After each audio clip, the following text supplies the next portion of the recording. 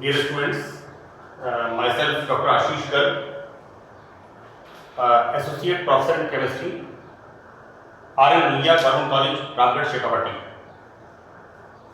बच्चों, आज हम स्टार्ट कर रहे हैं बीएससी पार्ट सेकंड में ऑर्गेनिक केमिस्ट्री में आपके एक यूनिट है फिनोल्स। फिनोल्स के बारे में हम अध्ययन शुरू करेंगे। तो दिस इज द पार्ट, ये इसका फर्स्ट पार्ट है। So today we start our unit that is phenols. आपने 12th स्टैंडर्ड में बेंजीन एंड इट्स डेरिवेटिव के बारे में काफी डिटेल में पढ़ा है। और ये जो पार्ट है, ये जो फिनोल है, इसकी रिएक्शंस, रिएक्टिविटी, स्ट्रक्चर आपने 12th में भी पढ़ी है। लेकिन ये जो सेकेंड ईयर में यूनिट है वो इसी यूनिट का जो 12th का पार्ट है उसका एक्सपेंशन है।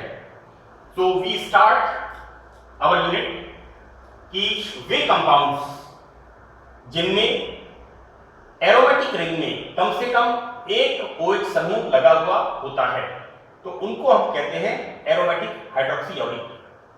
You know, this is the benzene.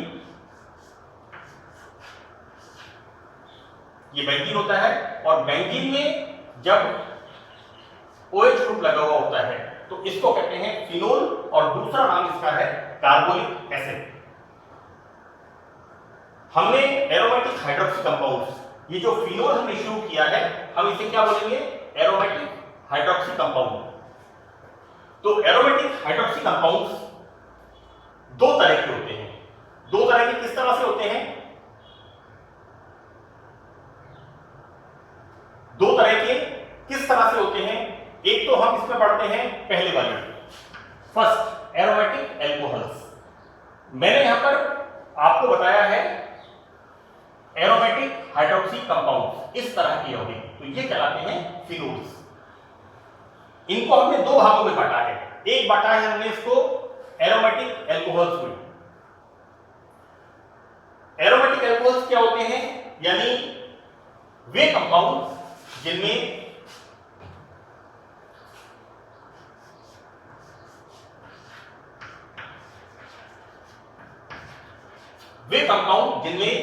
OH group direct ring से लगा हुआ नहीं होता, बल्कि जो साइड चेन होती है उस पर अटैच होता है, right? So these are called aromatic alcohols. Fine. अब दूसरे तरह के हम कंपाउंड्स पढ़ रहे हैं जिनमें OH ग्रुप सीधा एरोमेटिक रिंग से जुड़ता है, राइट? बच्चों, इंट्रोडक्शन में हमें इस बात को क्लियर करना बहुत जरूरी है कि एरोमेटिक हाइड्रोक्सी कंपाउंड्स यानी जिनके अंदर OH ग्रुप जो बेंजीन रिंग है उसकी साइड चेन के ऊपर लगा हुआ होता है, राइट? तो ये तो हुए हमारे पहले वाले, that is called aromatic alcohols. और दूसरे जिनके अंदर की OH ग्रुप सीधा रिंग से, एरोमेटिक रिंग से जुड़ा हुआ है, जैसे this is called phenol. This is the example of phenol, and the another name of this compound is carbonic acid. This carbonic acid is a very good germicide. Homeopathy में इसी नाम से, carbonic acid के नाम से, एक जीवाणुरोधी, जैसे जिस प्रकार डिटॉल काम में लेते हैं, सेवलॉन काम में लेते हैं, या जो प्रॉपर्टी इथाइल अल्कोहल की होती है, it's having very strong germicidal property, anti infection property, right? तो दिस एक मेडिसिन आती है कार्बोनिक एसिड। तो फिनोल का दूसरा नाम है क्या है? Carbonic acid. अब फिनोल में this is the ortho position, ये मेटा पोजीशन, ये पैरा पोजीशन। यहां पर यदि फिनोल में CH3 ग्रुप ऑर्थो पोजीशन पे लगा हुआ होता है तो उसे हम कहते हैं ऑर्थोक्रिसोल। यदि मेटा पोजीशन पर होता है दैट इज कॉल्ड मेटाक्रिसोल, और यदि पैरा पोजीशन पर होता है that is called paracresol. Now other one, this is ortho hydroxy phenol. यहां पर ये एक दूसरे के रेस्पेक्ट में ऑर्थो पोजीशन पर लगे हुए हैं, सेम फंक्शनल ग्रुप हैं, right. So this is called catechol, right, ortho hydroxy phenol catechol. ये जो पान के अंदर कत्था लगाते हैं, कत्थे के अंदर कटेचू, कत्थे में ये मिलता है, राइट। तो हम अक्सर अपने घरों में या सुनते हैं कि पान खाने से कीटाणु खत्म हो जाते हैं बकल कैविटी माउथ के, that is due to this catechol, right. So it's a germicide. तो कैटेकॉल कटेचू कत्थे में मिलता है। नाउ जब OH ग्रुप इसके रेस्पेक्ट में मेटा पोजीशन पे लगा हुआ होता है, then this is called resorcinol. And the next example, इसके रेस्पेक्ट में OH ग्रुप जब पैरा पोजीशन पे लगा हुआ होता है, then this is called quinol. Now third one, तीसरी कैटेगरी हम क्या देखते हैं, 1 2 3, ये जब कंटिन्यू लगे हुए हैं, दिस इज कॉल्ड पायरोगैलोन। और जब OH ग्रुप एक दूसरे के रिस्पेक्ट में मेटा पोजीशन पर लगे हुए होते हैं, then this is called phloroglucinol. This is called phloroglucinol, right. तो इन एग्जांपल्स को हमें इंट्रोडक्शन में एक बार देखना जरूरी है, that phenol, cresol and ortho hydroxy, meta hydroxy and para hydroxy, that is catechol, resorcinol and quinol, and the other is pyrrolidine and fluoroglucinol. Now we start method of synthesis, बनाने की विधियां, कि किस प्रकार हम फिनोल का सिंथेसिस करते हैं। यहां पर सबसे पहले जो हमें क्रूड ऑयल मिलता है, राइट, तो क्रूड ऑयल के हेवी ऑयल फ्रैक्शन में क्या होता है, कोलतार होता है। तो कोलतार को सेपरेट करके कोलतार से हमें मिलता है मिडिल ऑयल फ्रैक्शन। 3 तरह के फ्रैक्शन होते हैं, आपने 12th स्टैंडर्ड में पेट्रोलियम पढ़ा होगा। तो पेट्रोलियम में 3 तरह के बनते हैं, एक बनता है लाइट ऑयल फ्रैक्शन, एक बनता है middle oil fraction and the other is heavy oil fraction. तो यहां पर कोलतार से जो मिडिल ऑयल फ्रैक्शन मिलता है, उसमें क्या क्या होता है, उसमें एक तो होता है फिनोल, दूसरा होता है क्रीसॉल, और ये क्रीसॉल तीनों तरह के हो सकते हैं, राइट। तो ये किसमें मिलते हैं, that is middle oil fraction of coal tar, that is phenol, cresol and naphthalene. Naphthalene इस तरह का एरोमेटिक कंपाउंड है, दिस इज द नेफ्थलीन, ये मिलते हैं। अब हम करते क्या है, इनका प्रभाजी आसवन, that is fractional distillation. Fractional distillation से मतलब ये होता है कि सपोज एक कंटेंट, सपोज एक कंटेंट का 50 डिग्री है, दूसरे कंटेंट का 80 डिग्री बॉइलिंग पॉइंट है, और तीसरे कंटेंट का 120 डिग्री है। तो सबसे पहले कौन सा फ्रैक्शन बाहर निकलेगा, 50 डिग्री वाला।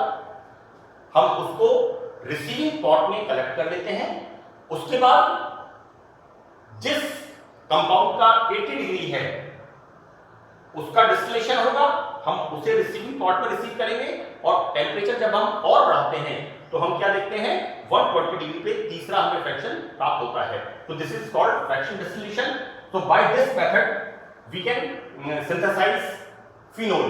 This is from कोल तार। तो कोल तार के मध्य तेल प्रभाग में फिनोल होता है, जिसको हम प्रभाजी आसवन से पृथक करते हैं। Now in the second method,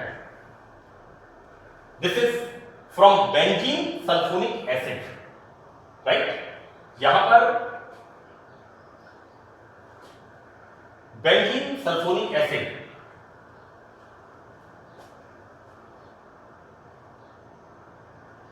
this is the benzene sulphonic acid, right. हम क्या करते हैं, बेंजीन का कंसंट्रेट सल्फ्यूरिक एसिड और what we can say oleum H2SO7 fuming sulphuric acid में इमल्शन बनाते हैं, उसे रिएक्ट करते हैं तो सल्फोनेशन होता है और बेंजीन से प्राप्त मिलता है हमें बेंजीन सल्फोनिक एसिड। इस बेंजीन सल्फोनिक एसिड का हम क्या करते हैं, इसको सोडियम के साथ फ्यूज करते हैं, सोडियम के साथ फ्यूज करते हैं, then the formation of sodium benzene sulphonate, right, sodium salt of benzene sulphonic acid. Now further ये जो सोडियम बेंजीन सल्फोनेट होता है, इसको हम अच्छी तरह से उसके अंदर दैट इज मिक्स करते हैं, तो यहां पर removal of Na2SO3, right, and formation of, obviously हमें मिलेगा यहां पर क्या, C6H5OH। When removal of this Na2SO3 then formation of phenol. लेकिन चूंकि यहां पर माध्यम कैसा होता है, एल्कलाइन होता है, तो ये फिनोल NaOH के साथ रिएक्शन करके क्या बना लेता है, sodium salt of phenol, that is sodium phenoxide, it's sodium phenoxide. This is the sodium phenoxide. जैसे एल्कोहल से एल्कोक्साइड बनता है, उसी तरह से यहां पर फिनोल से बनता है phenoxide. Now this sodium phenoxide when react with HCl, then removal of NaCl and formation of phenol. So this is the way कि बेंजीन सल्फोनिक एसिड को NaOH के साथ फ्यूज करने पर प्राप्त उत्पाद को अम्लीय करने पर फिनोल प्राप्त होता है। बहुत सिंपल रिएक्शन है, sulphonation of benzene, it's electrophilic substitution reaction, formation of benzene sulphonic acid, when this sulfonic acid fused with NaOH, then formation of sodium benzene sulfonate, right, sodium benzene sulfonate, then further removal of Na2SO3, sodium sulfate, and formation of sodium peroxide, and then this on acidification gives phenol. So this is the second method by which we synthesize phenol. Now, in the third method, from benzene diazonium chloride से, so what we are doing here, ये reaction competitive exams के point of view से भी बहुत important है। मैंने कई बार देखा है, कई सारे एग्जाम्स के अंदर इस रिएक्शन को पूछा हुआ है कि this benzene diazonium chloride when boiled with water, then formation of phenol and removal of this and this. So by this method we can get pure phenol because both are gases, nitrogen and HCl, both are gases, both are removed out, so that we get pure phenol. That's all. Thank you.